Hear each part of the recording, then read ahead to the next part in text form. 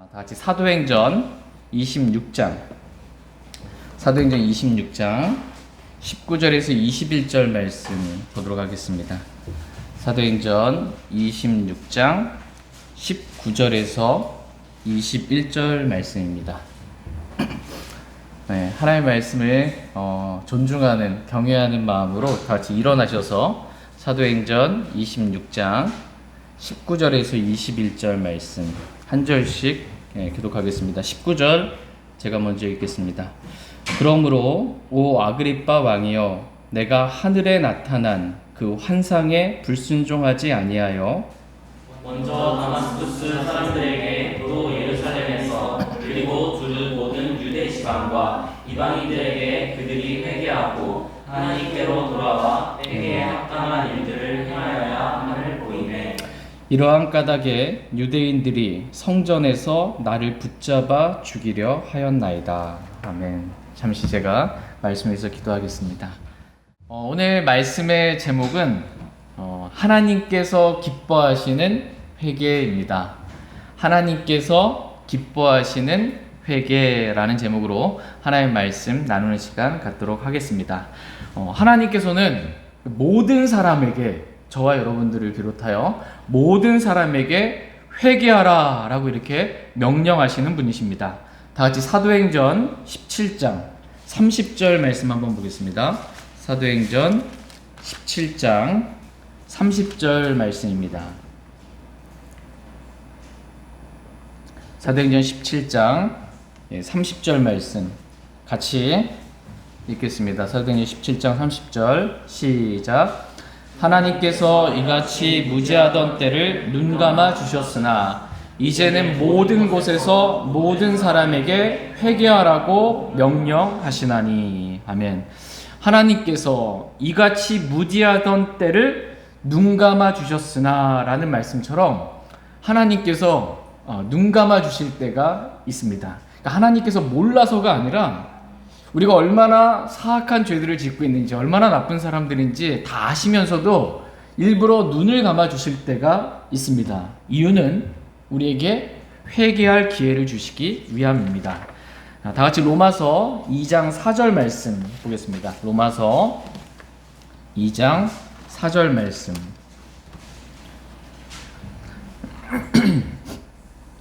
로마서 2장 4절 같이 읽겠습니다. 로마서 2장 4절입니다. 시작.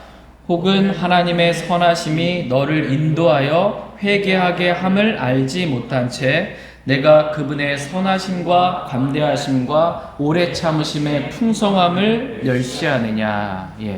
하나님께서 우리의 죄들을 눈감아 주신 이유는 하나님이 선하시기 때문입니다. 하나님께서 선하셔서 우리를 인도하여 회개하게 하려고 어느 정도의 시간을 눈감아 주신 것입니다. 그런데 그것도 알지 못하고 많은 사람들이 하나님의 선하심과 관대하심과 오래 참으심의 풍성함을 멸시하며 계속해서 죄를 버리지 않고 죄 가운데 살아갈 때가 있습니다. 그러나 이제는 하나님께서 회개하라고 명령하십니다. 다 같이 사도행전 17장 30절 말씀, 좀 전에 봤던 사도행전 17장 30절 말씀 다시 한번 보겠습니다. 사도행전 17장 30절 같이 읽겠습니다. 시작. 하나님께서 이같이 무지하던 때를 눈감아 주셨으나 이제는 모든 곳에서 모든 사람에게 회개하라고 명령하시나니. 하나님께서 이제는 모든 곳에서 모든 사람에게 뭐 하라고 말씀하세요? 회개하라고 명령하십니다. 모든 곳에서 모든 사람에게 회개하라 라고 명령하시기 때문에 오늘 저와 여러분들에게도 하나님께서는 회개하라고 명령하고 계신 것입니다. 물론 구원에 필요한 회개는 단 한 번이면 충분하지만 구원받은 이후에도 우리는 죄를 짓기 때문에 하나님과의 교제에, 아버지 하나님과의 사랑의 교제의 관계를 회복하기 위해서, 또 그리스도인으로서 성경적으로 올바른 믿음의 삶을 살기 위해서 우리에게 회개가 필요합니다. 다 같이 누가복음 13장 3절 말씀 보겠습니다. 누가복음 13장 3절 말씀. 누가복음 13장 3절 말씀. 여러분 읽어주시면 감사하겠습니다. 누가복음 13장 3절입니다. 시작. 내가 너희에게 이르노니 아니라 그러나 너희가 회개하지 아니하면 다 그와 같이 멸망하리라. 예. 그러나 너희가 회개하지 아니하면 다 그와 같이 멸망하리라 이렇게 말씀하고 계십니다. 회개하지 아니하면 다 예외가 없어요. 회개하지 아니하면 다 그와 같이 멸망한다라고 말씀하십니다. 하나님께서는 모든 곳에서 모든 사람에게 회개하라라고 명령하고 계신데 너희가 회개하지 아니하면 다 그와 같이 멸망한다 이렇게 말씀하십니다. 회개하지 않으면 어떻게 된다는 거예요? 멸망한다라는 것입니다. 너희는 회개하고 복음을 믿으라 라고 마가복음 1장 15절에 이렇게 명령하고 계세요. 너희는 회개하고 복음을 믿으라 라고 명령하고 계시는데 회개하지 않고 복음이신 주 예수 그리스도를 믿지 않으면 그 사람은 어디 가요? 지옥에 갑니다. 지옥이라는 지옥에 가는 멸망을 당할 수밖에 없습니다. 하나님은 모든 곳에서 모든 사람에게 회개하라 이렇게 명령하십니다. 구원받지 않은 사람들뿐만 아니라 구원받은 그리스도인들에게도 하나님께서는 모든 곳에서 모든 사람에게 회개하라 라고 명령하시는 분이십니다. 어떤 분들은 이제 회개는 구원받을 때 한 번만 하면 되는 것으로 알고 계신 분들이 많이 있습니다. 그러나 성경은 구원받은 그리스도인들에게도 바로 저와 여러분들에게도 회개하라 라고 명령하시는 그러한 하나님이십니다. 물론 구원에 필요한 회개는 단 한 번이면 충분합니다. 왜냐하면 우리가 회개하고 복음을 믿을 때 받게 된 이 구원은 다시 돌이킬 수 없는 구원으로 절대로 잃어버릴 수 없는 구원이기 때문입니다. 다 같이 고린도후서 7장 10절입니다. 고린도후서 7장 10절 말씀 같이 읽겠습니다. 시작. 하나님의 뜻대로 하는 근심은 회개를 이루어 다시 돌이킬 수 없는 구원에 이르게 하거니와 세상의 근심은 사망을 이루느니라. 하나님의 뜻대로 하는 근심은 뭘 이루어요?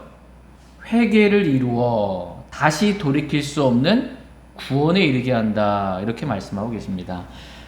내가 지옥에 갈 수밖에 없는 그러한 죄인인 것을 알고 회개하고 복음이신 주 예수 그리스도를 믿을 때 우리는 다시 돌이킬 수 없는 구원을 받게 됩니다. 이와 같이 구원에 필요한 구원받기 위해서는 반드시 회개가 필요합니다. 회개 없는 구원이란 있을 수가 없어요. 회개하고 복음을 믿으라 이렇게 말씀하고 계세요. 근데 구원에 필요한 회개는 뭐냐 하면 마음으로부터 완전히 그동안 제가 죄를 지었고 저는 지옥에 갈 수밖에 없는 죄인입니다 라고 자신을 인정하고 마음으로부터 돌이켜서 하나님께로 가서 주 예수 그리스도를 믿는 것입니다. 하나님의 말, 이게 구원에 필요한 회개입니다. 그러나 구원받을 때 필요한 회개는 내가 지옥에 갈 수밖에 없는 죄인이라는 것을 알고 이 회개가 뭐냐면 돌이킬 회, 고칠 게예요. 돌이켜서 고치는 것, 마음을 돌이켜서 우리가 아직 죄인이었을 때 우리의 모든 죄들을 단번에 영원에 용서해 주신 주 예수 그리스도를 믿기로 마음을 돌이키는 것, 그래서 고치는 것, 그래서 전에는 믿지 않았는데 지금 믿는 것, 이게 구원에 필요한 회개입니다. 그리고 주 예수 그리스도를 영접하게 되면 다시 돌이킬 수 없는 구원, 영원히 잃어버릴 수 없는 구원을 선물로 받게 됩니다. 그러므로 구원에 필요한 회개는 단 한 번이면 충분합니다. 구원에 필요한 회개는. 그러나 구원받은 이후에도 어때요 여러분? 살다 보니까 죄 져요 안 져요? 네, 죄를 짓죠. 구원받은 이후에도 우리가 죄를 짓기 때문에 하나님께서는 모든 곳에서 모든 사람에게 구원받은 그리스도인에게도 회개하라 라고 이렇게 명령하고 계십니다. 다 같이 요한계시록 2장 5절 말씀 보겠습니다. 요한계시록 2장 5절 말씀.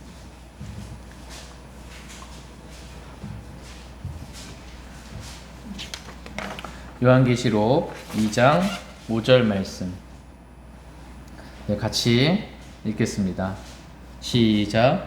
그러므로 내가 어디로부터 떨어졌는지 기억하고 회개하며 처음 행위를 하라. 만일 그리하지 아니하고 내가 회개하지 아니하면 내가 속히 내게 가서 내 등잔대를 그것의 자리에서 옮기리라. 예.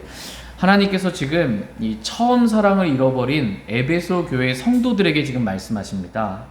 내가 어디로부터 떨어졌는지 기억하고 회개하고 처음 행위를 하라라고 이렇게 명령하고 계십니다. 누구에게 지금 명령하시는 거예요? 구원받지 않은 사람한테가 아니고 구원받은 에베소 교회 성도들에게 지금 말씀하시는 겁니다. 처음 사랑을 버린 것을 회개하고 주님을 사랑했을 때 행한 그 처음 행위를 하라는 것입니다. 회개하고 회개에 합당한 행위를 하라라고 말씀하십니다. 지금 성경은 모든 사람에게, 즉 구원받은 그리스도인에게도 회개하라라고 지금 명령하고 있습니다. 다 같이 요한계시록 3장 19절 말씀도 보겠습니다. 요한계시록 3장 19절 말씀. 요한계시록 3장 19절 같이 읽겠습니다. 시작. 내가 사랑하는 자들을 다 책망하고 징계하노니 그런즉 열심을 내고 회개하라. 예. 지금 하나님께서 사랑하는 자들을 다 책망하고 징계하신다 이렇게 말씀하고 계세요. 하나님께서 우리를 책망하시고 징계하시는 이유가 뭐라고 말씀하고 계세요? 사랑하기 때문이다 라고 말씀하십니다. 무엇보다도 하나님은 구원받은 자신의 자녀들을, 저와 여러분들을 사랑하시는 분이십니다. 그래서 자신의 자녀들이 말씀과 다른 길로 갈 때 다 책망하고 징계하십니다. 사랑하기 때문에 말씀의 길로 다시 돌아오라고 그렇게 책망하고 징계하시는 것입니다. 내가 사랑하는 자들을 다 책망하고 징계한다 라고 말씀하시면서 그런즉 열심을 내고 회개하라 이렇게 말씀하고 계십니다.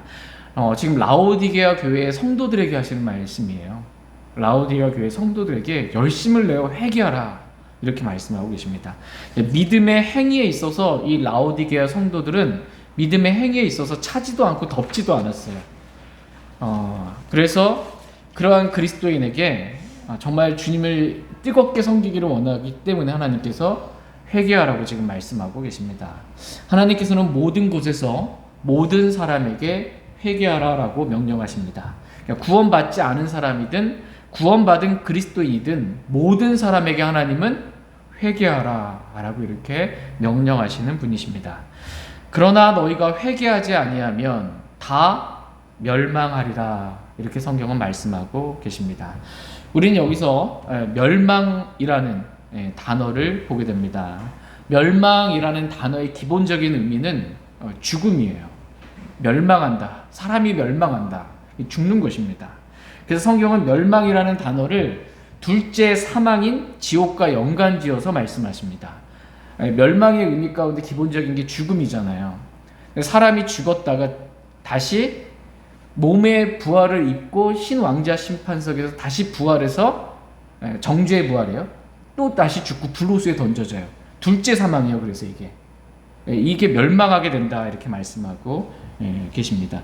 회개하고 복음을 믿으라라고 명령했는데 불순종하여 회개하지 않고 복음이신 주 예수 그리스도를 믿지 않게 되면 멸망하게 된다. 즉 지옥 가게 된다라고 말씀하십니다. 그러나 회개하고 복음을 믿은 그리스도인들은 결코 멸망하지 않을 것이다. 이렇게 말씀하십니다. 다 같이 요한복음 3장 16절 말씀 보겠습니다. 요한복음 3장 16절 잘 아는 말씀이시죠? 요한복음 3장 16절 말씀 보겠습니다. 요한복음 3장 16절 말씀 같이 읽겠습니다. 시작. 하나님께서 세상을 이처럼 사랑하사 자신의 독생자를 주셨으니 이것은 누구든지 그를 믿는 자는 멸망하지 않고 영존하는 생명을 얻게 하려 하심이라. 아멘. 누구든지 그를 믿는 자는, 그가 누구예요? 독생자 예수 그리스도를 믿는 자는 어떻게 된다고 말씀하고 있어요? 멸망하지 않고 영존하는 생명을 얻는다 이렇게 말씀하고 계십니다. 예수 그리스도를 믿는 자는 멸망하지 않는다 이렇게 말씀하십니다. 여기서 멸망은 영존하는 생명과 반대되는 개념으로 둘째 사망인 지옥에 가지 않는다라는 그러한 말씀입니다. 다 같이 요한복음 10장 28절 말씀도 보겠습니다. 요한복음 10장 28절 말씀. 요한복음 10장 28절 말씀. 중요한 말씀입니다. 요한복음 10장 28절 같이 요한복음 10장 28절 같이 읽겠습니다. 시작. 내가 그들에게 영원한 생명을 주노니 그들이 결코 멸망하지 않을 것이요 또 아무도 내 손에서 그들을 빼앗지 못하리라. 예. 내가 그들에게 영원한 생명을 주노니 그들이 결코 어떻게 해요? 멸망하지 않을 것이요 라고 말씀하십니다. 결코 멸망하지 않는다 이렇게 말씀하십니다. 결코 지옥에 가지 않는다 이렇게 말씀하시는 겁니다. 한 번 받은 구원은 다시 돌이킬 수 없는, 결코 잃어버릴 수 없는 영원한 구원이다 라고 성경은 분명하게 말씀하고 계십니다. 이와 같이 구원받은 그리스도인들은 결코 멸망하지 않습니다. 근데 여기서 멸망의 의미는 지옥의 의미, 둘째 사망인 지옥에 가지 않는다. 결코. 이 의미를 말씀하신 것이고, 그런데 성경에서 멸망이라는 단어는 지옥만을 의미하지는 않습니다. 물론 대부분의 경우 이 멸망을 보면 지옥과 관련되어 있습니다. 그러나 성경은 회개하지 아니하면 구원받은 형제라 할지라도 멸망할 수 있다 이렇게 말씀하고 계십니다. 다 같이 고린도전서 8장 11절 말씀 보겠습니다. 고린도전서 8장 11절 말씀.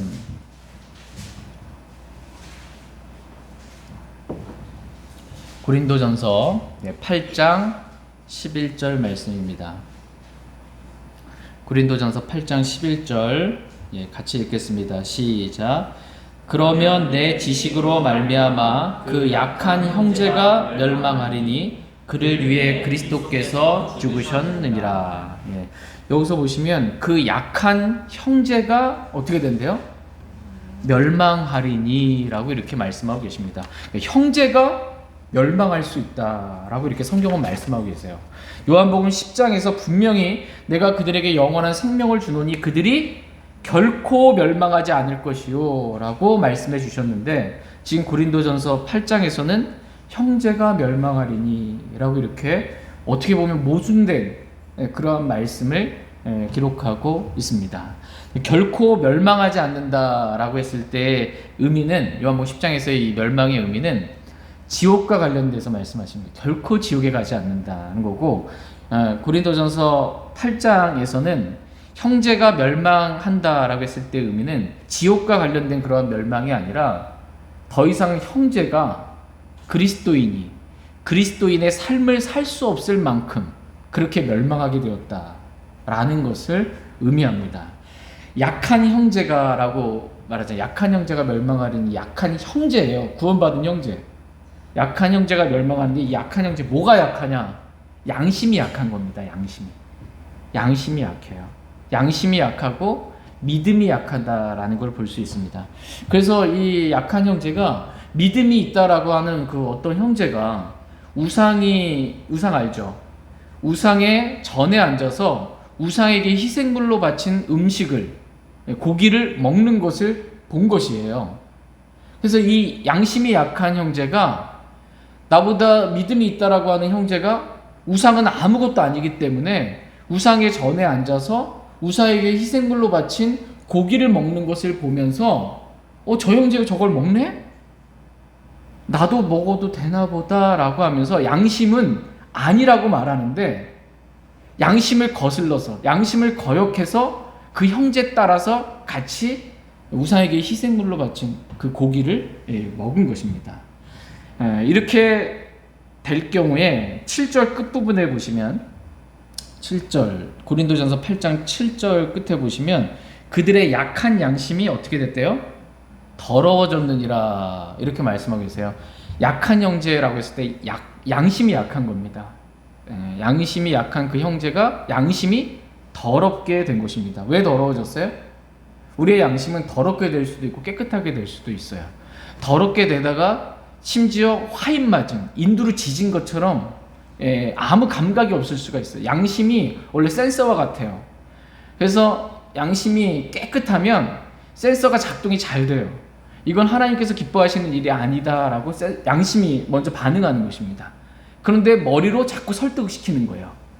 그래도 내가 하고 싶으니까 저 형제도 하는데 나도 해도 괜찮겠지라고 양심의 센서를 거슬러서 양심은 노라고 하는데 그것을 행하는 것입니다.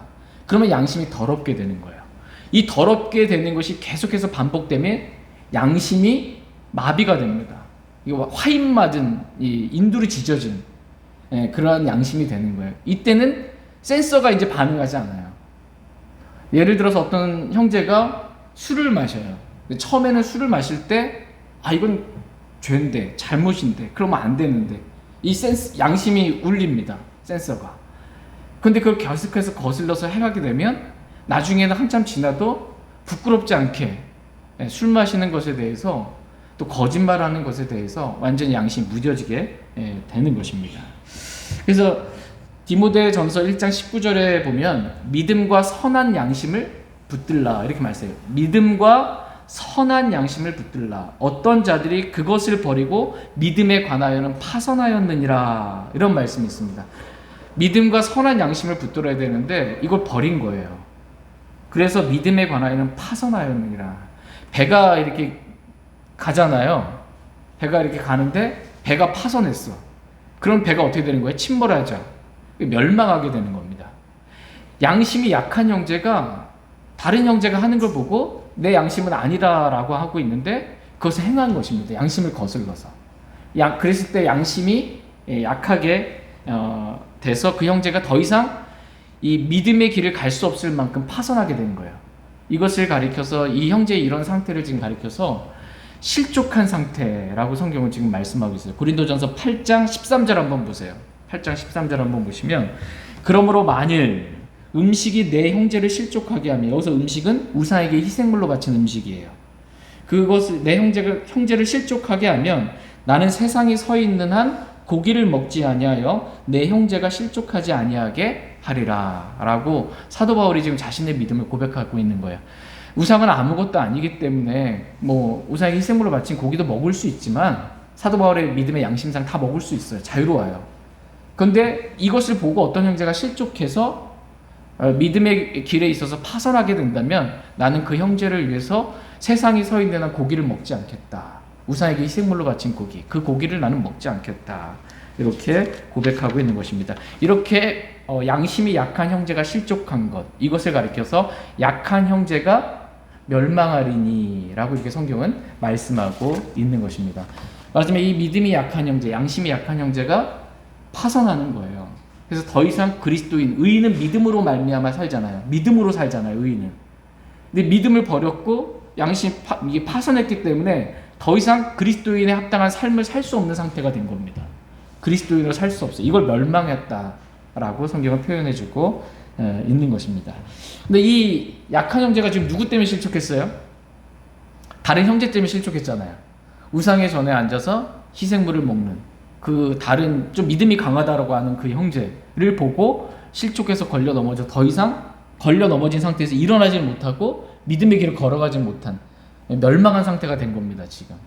그렇다고 해서 이 약한 형제가 형제에게 책임이 없냐? 그렇지 않습니다. 도리어 모든 책임은 자기 자신에게 있습니다. 모든 책임은.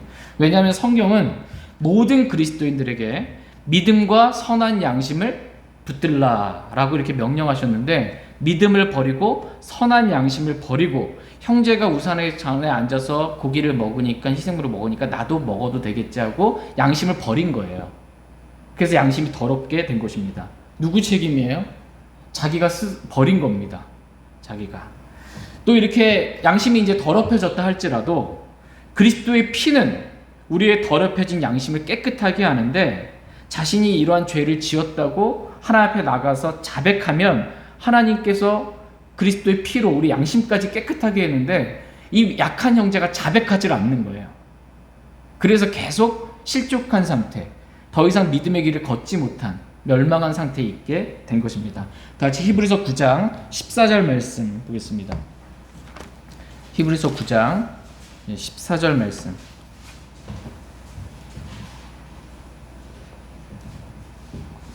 히브리서 9장 14절 말씀 같이 읽겠습니다. 시작. 하물며 영원하신 성령을 통해 자신의 정시 하나님께 드린 그리스도의 피는 죽은 행위로부터 너희 양심을 얼마나 더 많이 깨끗하게 하여 살아계신 하나님을 섬기게 하겠느냐. 그리스도의 피는 죽은 행위로부터 너희 양심을 얼마나 더 많이 깨끗하게 하여 살아계신 하나님을 섬기게 하겠냐라고 이렇게 말씀하십니다. 그러니까 아무리 약한 형제라 할지라도, 죄와 불순종과 거짓말로 더럽혀진 그런 양심이라 할지라도, 그리스도의 피는 우리가 자백하기만 하면 우리의 더러워진 양심을 깨끗하게 해서 다시 살아계신 하나님을 섬길 수 있게 한다라는 것입니다. 그런데 이 약한 형제가 자신의 양심을 거슬러서 행해놓고, 그래서 양심이 더럽혀져 놓고 그리스도의 피로 깨끗하게 되는 이 자백을 하지 아니함으로, 하나님께 나가 죄를 자백하지 아니하고 회개하지 아니함으로 본인 책임으로 더 이상 그리스도인의 삶을 살 수 없을 만큼 멸망하게 된 그러한 상태가 된 것입니다. 다른 사람에게 책임이 있다라는 게 아닙니다. 난 저 형제 때문에, 누구 때문에, 이게 아니고 다 나 때문이랍니다. 나 때문에 내가 회개하지 아니함으로 그와 같이 멸망한다라는 것입니다. 너희가 회개하지 아니하면 다 그와 같이 멸망하리라 라고 성경은 말씀하십니다. 그러므로 하나님께서는 모든 곳에서 모든 사람에게 회개하라 이렇게 여전히 지금도 명령하고 계십니다. 같이 오늘 본문 말씀인 사도행전 26장 19절에서 21절 말씀 보겠습니다. 사도행전 26장 19절에서 21절 말씀. 19절 말씀 제가 먼저 읽겠습니다. 사도행전 26장 19절에서 21절입니다. 그러므로 오 아그리빠 왕이여, 내가 하늘에 나타난 그 환상에 불순종하지 아니하여 먼저 다마스커스 사람들에게 또 예루살렘에서 그리고 주 모든 유대 지방과 이방인들에게 그들이 회개하고 하나님께로 돌아와 회개에 합당한 일들을 행하여야 함을 보이네. 이런 까닭에 유대인들이 성전에서 나를 붙잡아 죽이려 하였나이다. 지금 사도 바울이 로마로 이송되기 직전에 아그리빠 왕 앞에 서서 자신이 회개하고 복음이신 주 예수 그리스도를 믿게 된 이후에 지금까지 내가 어떻게 살아왔는지 그 믿음의 삶에 대해서 간증하고 있습니다. 내가 다마스커스로 가는 길에서, 여러분 사울 아시죠? 사도 바울, 구원받기 전에 사울이 다마스커스로 가는 길, 이 다메섹, 개혁성의 다메섹이라고 그러죠. 다마스커스로 가는, 왜 다메섹으로 갔냐면 예수님을 믿는 사람들을 다 잡아서 감옥에 가두고 죽이려고 하고 해서 지금 이 다마스커스로 가고 있는 길이었어요. 그런데 이 사울에게 하늘로부터 갑자기 태양보다 더 밝은 빛이 비치면서 환상 가운데 예수님이 나타나신 겁니다. 지금 이 당시에는 이 사도 바울 당시에는 아직 성경이 완성되지 않은 상태예요. 성경이 사도 바울을 통해서 기록되고 있는 중입니다. 그렇기 때문에 하나님께서는 구약시대에도 그렇고 성경이 완성되기 전까지는 환상을 통해 말씀하셨습니다. 그러나 성경이 완성된 이후에는 환상이나 꿈을 통해 더 이상 하나님 말씀하지 아니하십니다. 이유는 이미 하나님의 입에서 나온 모든 말씀이 성경에 다 기록되어 있기 때문입니다. 성경이 완성되었기 때문에 지금 하나님께서 무슨 환상이나 꿈을 통해서 하나님 말씀하지 아니하시고 기록된 말씀을 통해서 하나님께서는 지금은 말씀하십니다. 성경에 사람들은 무언가를 더하고 무언가를 빼려고 하는 그러한 잘못된 습성이 있습니다. 그러나 하나님의 이 성경에 사람이 손을 대지 못하게 하셨어요. 하나님의 영감으로 주어진 이 성경에 성경을 빼거나 거기에 더하지 못하도록 하나님께서 강력하게 경고하고 계십니다. 말하자면 이 성경 하나면 충분하다는 거예요. 이 성경 하나면 하나님의 사람으로 완전하게 되기 충분하다라고 성경은 말씀하고 계십니다. 이 성경 외에 성경과 동등한 또는 성경보다 높은 그 어떤 말씀도 권위도 존재하지 않습니다. 근데 로마 가톨릭에서는 성경보다 더 높은 권위를 가지고 있는 게 교황의 말이에요. 교황의 말과 성경의 말이 달라요. 그러면은 뭐라고 가르치냐면 로마 가톨릭에서는 누구 말을 따르라고 하냐면 성경과 교황의 말이 충돌하게 될 경우 누구 말을 따르냐? 교황의 말을 따르라 이렇게 가르칩니다. 다른 많은 이단들도 마찬가지예요. 성경 외에 성경 권위 외에 다른 권위를 두는 거예요. 적어도 성경과 동등한 권위 또는 성경보다 더 높은 권위를 내세웁니다. 그러나 성경보다 높은 권위는 없어요. 그래서 성경을 최종 권위라고 말합니다. 우리의 믿음과 실행에 있어서 최종 권위가 바로 성경입니다. 지금은 어쨌든 하나님께서 환상이나 꿈을 통해서 말씀하시지 아니하시고 기록된 성경을 통해서만 말씀하신다라는 것입니다. 근데 지금 사도 바울 당시에는 성경이 완성되지 않았고 사도 바울을 통해 성경을 기록하고 있는 중이기 때문에 지금 사도 바울이 다마스커스로 가는 도상에서 환상을 지금 본 것입니다. 근데 그 환상에 불순종하지 아니하였다라고 이렇게 말씀하고 계세요. 그러니까는 회개하고 불순종하지 않았다 이 말씀의 의미는 회개하고 복음이신 주 예수 그리스도를 사도 바울이 믿게 되었다라는 것입니다. 그리고 다마스커스로 가는 길에서 믿었잖아요. 예수님을 회개하고 다마스커스에 이제 가서 다마스커스에 있는 사람들한테 자신이 멸하라고 했던 그 믿음을 이제 선포하고 다니는 겁니다. 그 사람들에게 가서 다마스커스 사람들에게 그리고 다시 예루살렘으로 돌아와서 그리고 모든 유대 지방들과 이방인들 1차, 2차, 3차 선교 여행을 다니면서 자신이 가는 곳마다 사도 바울이 뭐라고 했냐면 20절 말씀 한번 볼게요. 사도행전 26장 20절 말씀. 먼저 다마스커스 사람들에게 또 예루살렘에서 그리고 두루 모든 유대 지방과 이방인들에게 그들이 회개하고 하나님께로 돌아와 회개에 합당한 일들을 행해야 함을 보이매라고 이렇게 말씀해주고 계십니다. 하나님께서 지금 사도 바울이 지금 회개하고 하나님께로 돌아와 회개에 합당한 일들을 행해야 하는 것을 보였다 이렇게 말씀하고 계세요. 그러니까 사도 바울이 먼저 자신이 하나님 앞에 회개했어요. 그리고 하나님께로 돌아왔어요. 그리고 회개에 합당한 어떤 행위, 일들을 하게 된 것입니다. 이걸 사람들에게 보인 거예요. 그리고 당신들도 그렇게 해야 한다라고 증거하고 있는 것을 보게 됩니다. 우리는 여기서 하나님께서 기뻐하시는 회개를 보게 됩니다. 하나님께서 기뻐하시는 회개는 단지 말로만, 마음속으로만 하는 회개가 아닙니다. 그러한 회개는 파라오도 할 줄 아는 그러한 회개입니다. 다 같이 출애굽기 9장 말씀 한번 보겠습니다. 출애굽기 9장 27절, 28절 말씀 보겠습니다. 출애굽기 9장 27절, 28절입니다. 27절 제가 먼저 읽겠습니다. 출애굽기 9장 27절, 28절입니다. 27절 읽겠습니다. 파라오가 사람을 보내어 모세와 아론을 불러 죄를 지었노라. 주는 의로우시고 나와 내 백성은 사악하도다. 주께 강구하여 이만하면 충분하니 더 이상 강력한 천둥과 어박이 없게 하라. 내가 너희를 가게 하리니 너희가 더 이상 머무르지 아니하리라 하네. 예, 지금 파라오가 뭐라고 지금 말하고 있습니까? 이번에는 내가 죄를 지었노라라고 지금 자신의 죄를 자백하고 있습니다. 그리고 주는 의로우시고 나와 내 백성은 사악하도다라고 자신에 대해서 지금 회개하고 있습니다. 그리고는 내가 너희를 가게 하리니 그동안 이스라엘 백성이 광야로 가서 하나님을 섬기게 하는 데 있어서 가게 해달라고 계속 요청하는데 거부했던 것입니다. 그런데 이제는 내가 너희를 가게 하겠다라는 것입니다. 회개하고 내가 돌이켜서 너희를 가게 하겠다라고 지금 파라오가 회개하고 있습니다.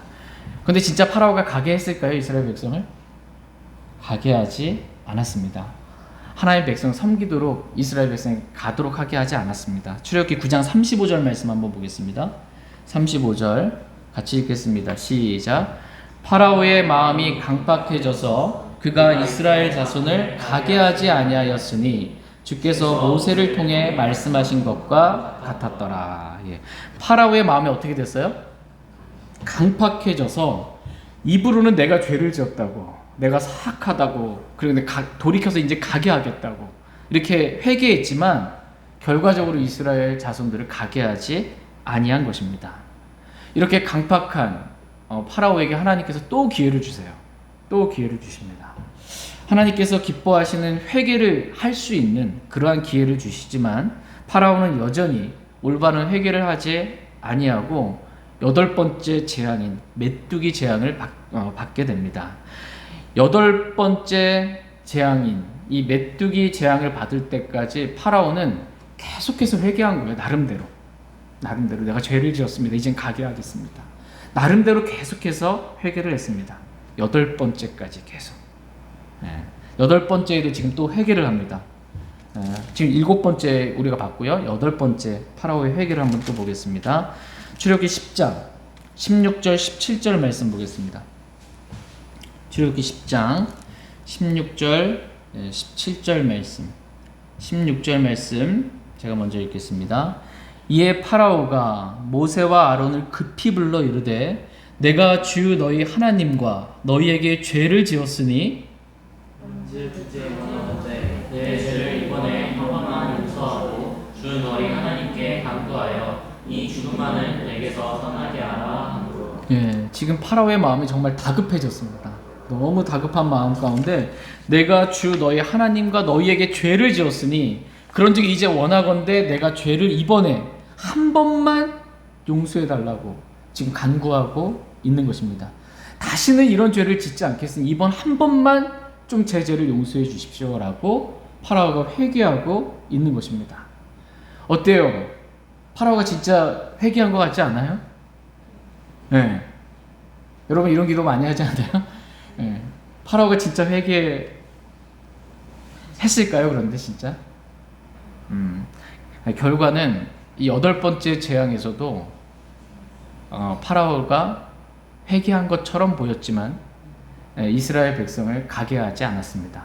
그래서 9번째 재앙인 어둠의 재앙도 당하게 됐고 10번째 재앙인 이 자신의 아들 장자까지 죽는 장자 죽음의 재앙까지 다 당하게 되고 맙니다. 회개하지 아니함으로 이집트라는 나라가 멸망한 만큼 그렇게 멸망하게 된 것을 보게 됩니다. 우리 또한 이 파라오와 같은 회개를 얼마나 자주 많이 하는지 모릅니다. 내가 하나님과 사람 앞에 죄를 지었다고 다시는 이러한 죄를 짓지 않겠다고 이번 한 번만 제 죄를 용서해 달라고 파라오와 같은 회개를 얼마나 많이 자주 하고 사는지 모릅니다. 근데 문제는 회개를 자주 많이 해요. 파라오처럼. 근데 문제는 파라오가 변하지 않은 것처럼 우리도 변하지 않는 것입니다. 그러니까 말로만 하는 회개, 마음에만 그치는 회개, 이러한 회개는 하나님께서 기뻐하시는 회개가 아닙니다. 하나님께서 기뻐하시는 회개는 회개에 합당한 행위가 나오는 것입니다. 회개에 합당한 행위가 나오는 것. 이게 하나님께서 기뻐하시는 회개입니다. 다 같이 사도행전 26장 20절 말씀 보겠습니다.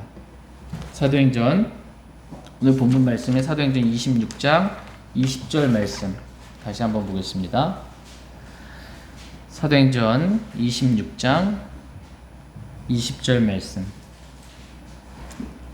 같이 사도행전 26장 20절 같이 읽겠습니다. 시작. 먼저 다마스커스 사람들에게 또 예루살렘에서 그리고 두루 모든 유대 지방과 이방인들에게 그들이 회개하고 하나님께로 돌아와 회개에 합당한 일들을 행하여야 함을 보이네. 예. 우리는 여기서 하나님께서 기뻐하시는 회개가 무엇인지 사도 바울이 행한 회개를 통해서 우리는 알 수 있습니다. 그것은 회개하고 하나님께로 돌아와 회개에 합당한 일들을 하는 것입니다. 행하는 것입니다. 이것이 하나님께서 기뻐하시는 회개입니다.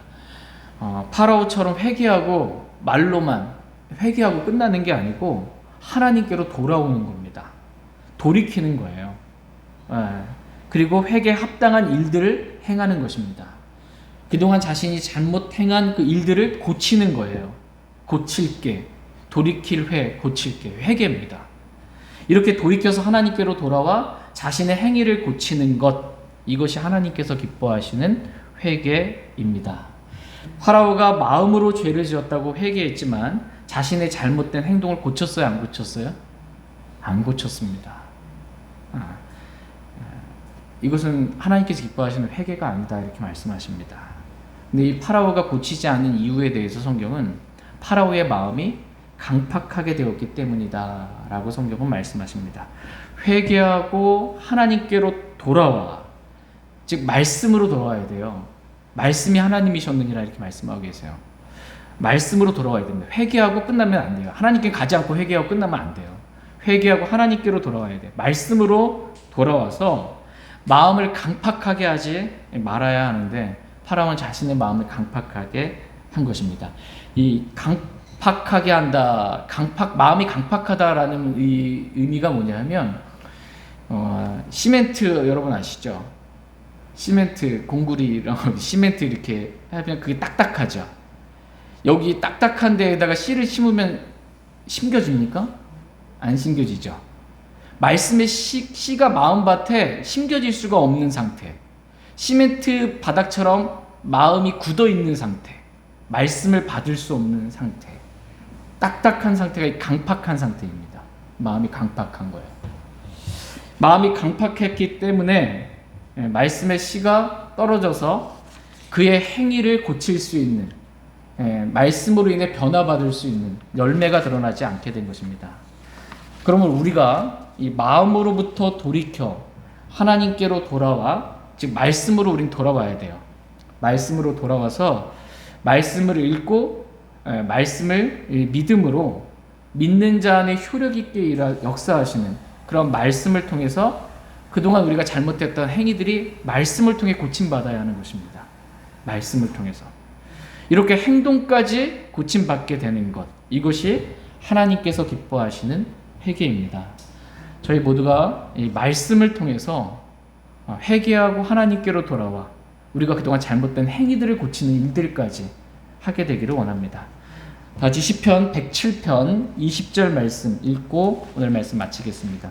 시편 107편 20절 말씀 읽고 하나님 말씀 마치겠습니다. 시편 107편 20절입니다. 20절 같이 읽겠습니다. 시작. 자신의 말씀을 보내어 그들을 고치시며 멸망들에서 그들을 건지셨도다. 예. 지금 하나님께서 자신의 말씀을 보내어 그들을 어떻게 하셨어요? 고치셨다. 이렇게 말씀하고 계십니다. 그러니까 고칠게, 회개, 말씀을 보내셔서 사람을 고치는 거예요. 그러니까 말씀이 없으면 사람은 고쳐지지 않습니다. 말씀이 없으면 사람은 고쳐지지 않아요. 말씀 없는 회개는 있을 수가 없어요. 말씀을 듣고 회개하는 겁니다. 말씀으로 바로 잡히는 겁니다. 왜냐하면 하나님은 사람을 고칠 때 말씀을 보내셔서 고치는 분이시기 때문입니다. 이 말씀 자체가 살아있고 영원히 거하고 말씀 자체가 권능 있는 그러한 말씀이에요. 이러한 말씀으로 우리 마음이 고침받고 말씀을 우리가 믿음으로 부드러운 마음으로, 강팍한 마음이 아니라 말씀을 믿음으로, 말씀이 믿는 자 안에서 효력 있게 일함으로 그 사람을 말씀이 변화시켜 주는 겁니다. 말씀이.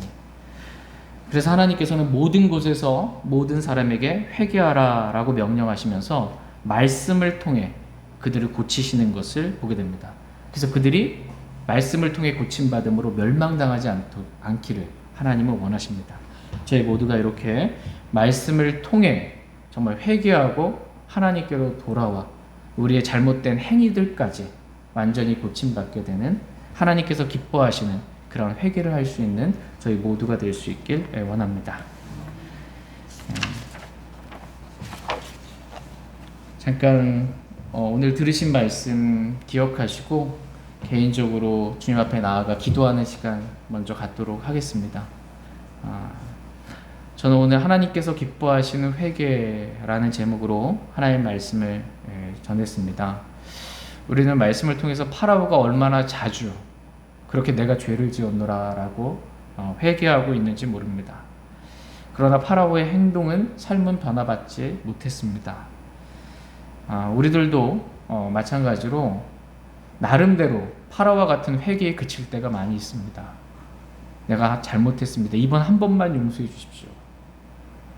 근데 실제적으로 바뀌진 않습니다. 이러한 회개는 하나님이 기뻐하시는 회개가 아닙니다. 하나님께서 저와 여러분들에게 모든 곳에서 모든 사람에게 회개하라고 명령하십니다. 하나님께서 기뻐하시는 회개. 회개하고 하나님께로 돌아와 잘못된 행위까지 고치는 그런 회개를 말씀을 통해 저희 모두가 할 수 있길 원합니다. 개인적으로 기도하겠습니다.